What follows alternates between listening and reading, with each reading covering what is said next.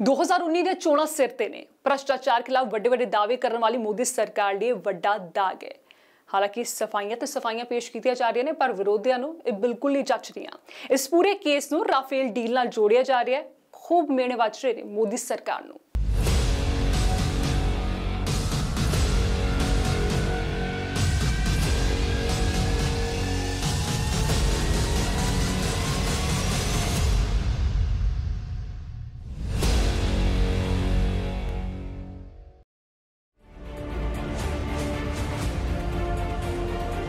ਵਿਰੋਧੀਆਂ ਨੂੰ ਮੌਕਾ ਮਿਲ ਗਿਆ ਹੈ। कांग्रेस प्रधान राहुल गांधी ने सीबीआई च जारी संकट नूं राफेल डील नाल जोड़ दिता।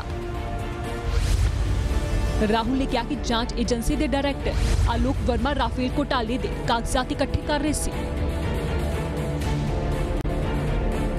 इसलिए उन्होंने जबरदस्ती छुट्टी ते भेजा गया। राजस्थान विधानसभा चोण प्रचार के लिए झालवाड़ पहुंचे राहुल ने कहा कि कल रात चौकीदार ने सीबीआई के डायरैक्टर नूं हटाया क्योंकि सीबीआई राफेल ते सवाल चुक रही थी।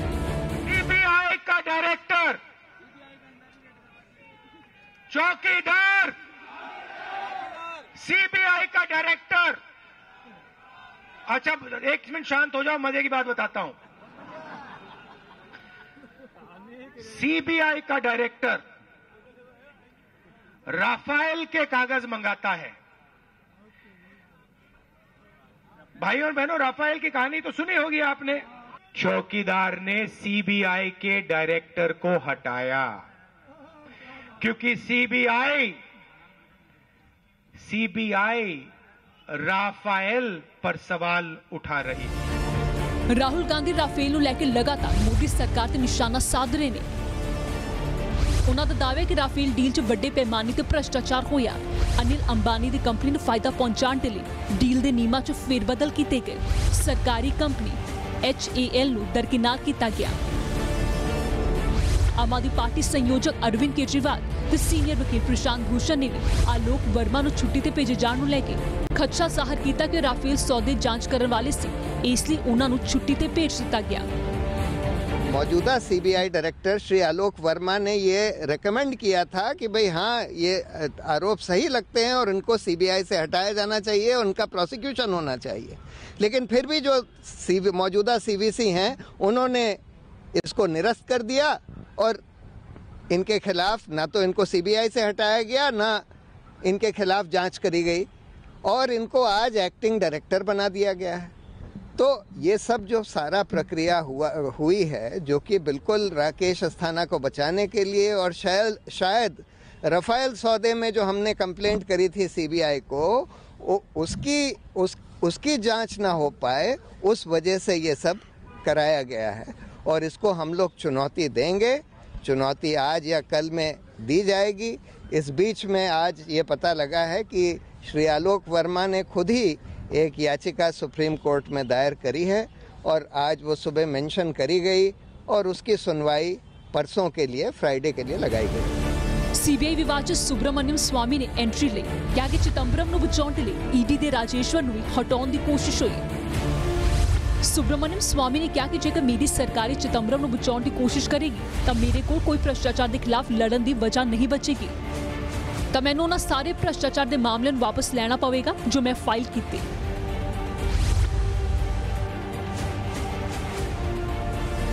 इस तो पहला सीबीआई विवाद च बीजेपी सांसद सुब्रमण्यम स्वामी ने सीबीआई डायरेक्टर आलोक वर्मा नूं क्लीन चिट भी दी। स्वामी ने कहा कि आलोक वर्मा ईमानदार अफसर ने, उन्होंने हटाने के पीछे की वजह है ये मैनू नहीं पता। मैं तो कह सकता हूं कि मेरे अनुभव के अनुसार मिस्टर वर्मा जो हैं बड़े निष्कपट हैं। उनमें से AK शर्मा भी निष्कपट हैं। उनके हटाने के लिए क्यों हुआ मुझे नहीं पता है और कोई ऐसा कारण नहीं हो सकता कि वो भ्रष्ट हैं ऐसा कुछ, बट अस्थाना के बारे पता है मुझे। और उन्होंने ही पहले CVC को कंप्लेंट दिया था अपने डायरेक्टर के बारे।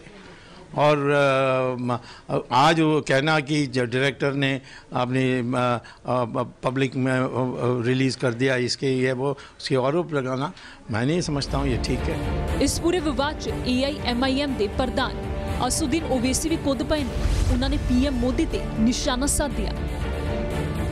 ये CVC के बोलने पर हटाया गया है।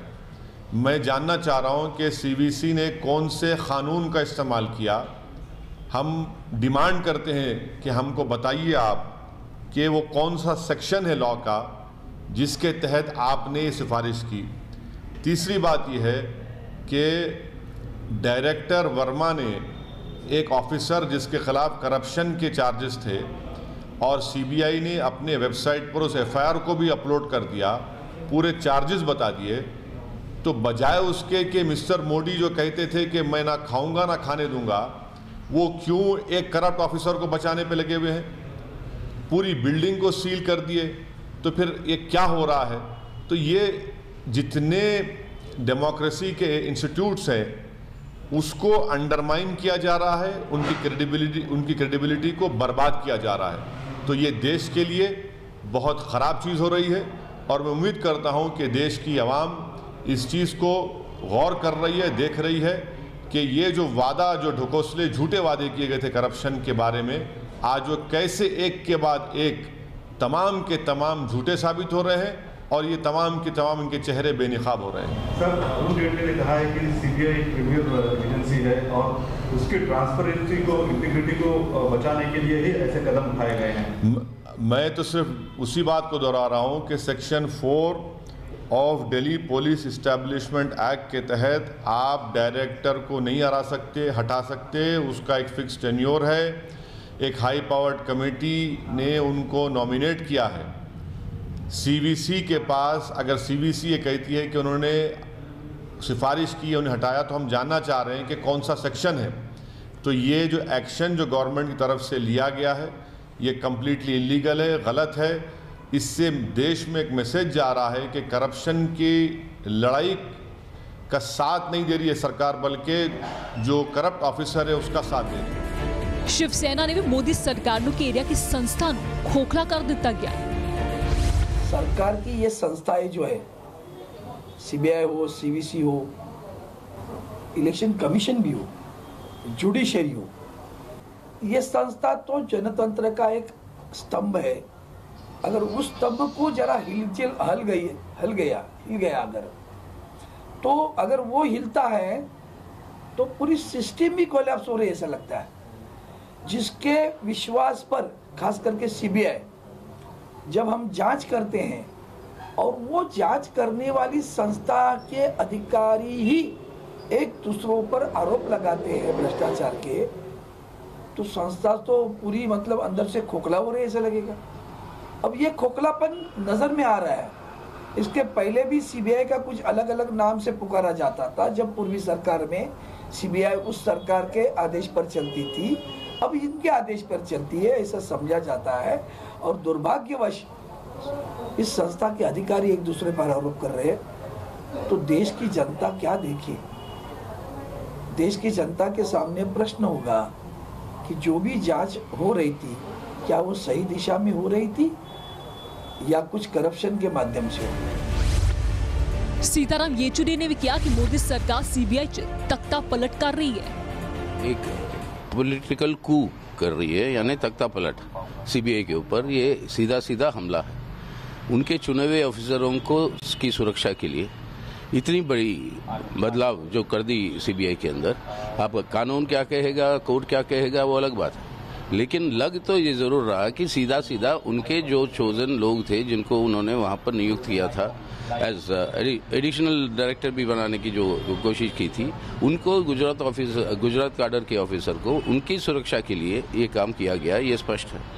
अब ये भी पता नहीं और क्या क्या चीज प्रोब हो रहे थे, पता नहीं राफेल के बारे में, राफेल कांड के बारे में अगर ये प्रोबिंग चल रहा था या नहीं। तो ये एक खुद सरकार एक राजनीतिक कू करके तख्ता पलट कर दी सीबीआई में। इसकी घोर खंडन करते हैं हम समझते हैं कि इस तरीके से हमारे देश की जो संवैधानिक व्यवस्था है उसी के ऊपर ये एक बहुत बड़ा हमला है। सीबीआई का संकट मोदी सरकार ਨੂੰ बुरा फसा रहा है। सीबीआई ਵੱਲੋਂ ਆਪਣੇ ਸੈਕੰਡ ਇਨ ਕਮਾਂਡ ਰੈਂਕ ਦੇ ਅਫਸਰ ਖਿਲਾਫ ਐਫਆਈਆਰ ਦਰਜ ਕੀਤੇ ਜਾਣ ਕਾਰਨ ਇਹ ਰੇਡ का सामने आया। इस बाद मोदी सरकार ते गंभीर सवाल उठ रहे हैं, क्योंकि सीबीआई सिद्धे प्रधानमंत्री दफ्तर के अधीन है। ये भी अहम है कि सीबीआई के इतिहास च पहली बार होया जदों अपने ही दफ्तर च रेड पई। इस साफ है कि सीबीआई च कुछ गलत चल रहा है। सीबीआई के दो बड़े अधिकारी, डायरेक्टर और स्पेशल डायरेक्टर, मैं विषयों के मेरिट पे नहीं जाता कि कौन सही है कौन गलत है, ये जांच का विषय है।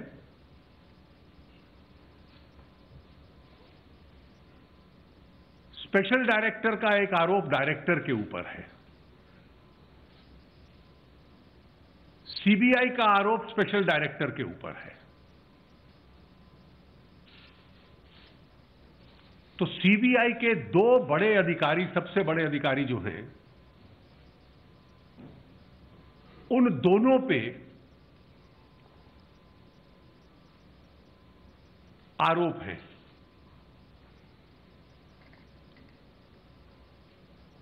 अब इसकी जांच कौन करेगा,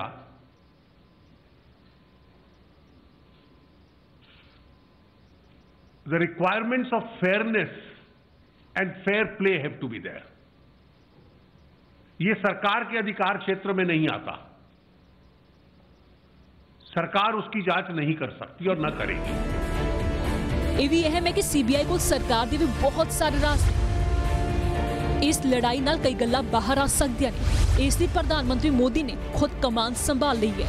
ਡਾਇਰੈਕਟਰ ਆਲੋਕ ਵਰਮਾ ਤੇ ਵਿਸ਼ੇਸ਼ ਡਾਇਰੈਕਟਰ ਰਾਕੇਸ਼ ਅਸਥਾਨਾ ਕੋਲੋਂ ਫੌਰੀ ਪ੍ਰਭਾਵ ਨਾਲ ਸਾਰੇ ਕੰਮਕਾਜ ਵਾਪਸ ਲੈ ਲਏ ਗਏ ਨੇ। ਜੁਆਇੰਟ ਡਾਇਰੈਕਟਰ ਨਾਗੇਸ਼ਵਰ ਰਾਓ ਨੂੰ ਅੰਤਰਿਮ ਡਾਇਰੈਕਟਰ ਲਗਾਇਆ ਗਿਆ ਹੈ। इस पूरी कार्रवाई च प्रधानमंत्री मोदी सीधा दखल दे रहे हैं। कल शाम ਨੂੰ इस पूरी कार्रवाई की योजना बनाई गई।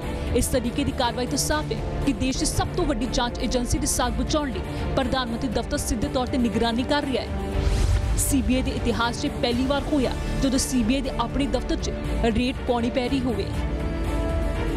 मोदी सरकार से सवाल चुकण का वेला आया तो कांग्रेस से हमले तिखे होंदे जा रहे हैं। Prime Minister Modi has buried the last nail in the independence of CBI. The systematic dismantling and disintegration of CBI is now complete. Once treated as the most premier investigating agencies of the country, Prime Minister's systematic attack on credibility and capability of Central Bureau of Investigation has now ensured that its credibility is dead and buried.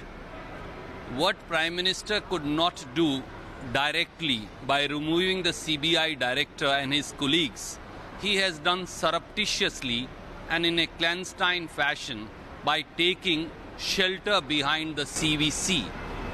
What is the fault of the CBI director and his colleagues is a question that Prime Minister needs to answer.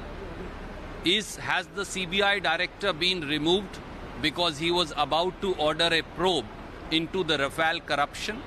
उनके बारे में पहले से हम objection कर रहे थे, क्योंकि वो गुजरात केडर के होने के नाते हमको ये संशय था कि ये ऑफिसर और जो भी ये ऑफिसर सीबीआई में सेलेक्ट करने जा रहे हैं वो सिर्फ अपने को चाहने वाले, उनकी बात सुनने वाले, और उसी लिए हमारा पार्लियामेंट के अंदर और बाहर यही एक एलिगेशन था कि आप सीबीआई को दुरुपयोग कर रहे हो, इनकम टैक्स को दुरुपयोग कर रहे हो और एनफोर्समेंट डायरेक्टर को दुरुपयोग कर रहे हो। इसीलिए आपके गवर्नमेंट में जो एक द्वेष का राजकारण चल रहा है, इसीलिए ऐसे व्यक्तियों को नहीं रखना चाहिए और आप जो ये लोगों को हरास करने का छोड़ना चाहिए, ऐसा हमने पहले ही कहा था। आज वो सच निकला और वही लोग करप्ट निकले। पहली बार है जो एक स्पेशल डायरेक्टर को और डायरेक्टर को और एक डिप्टी डायरेक्टर को, एक को सस्पेंड किया गया, 2 को लीव पे भेजा गया। इससे यही मालूम होता है कि पीएमओ ऑफिस किस ढंग से इस देश में अपनी गवर्नमेंट चला रही है।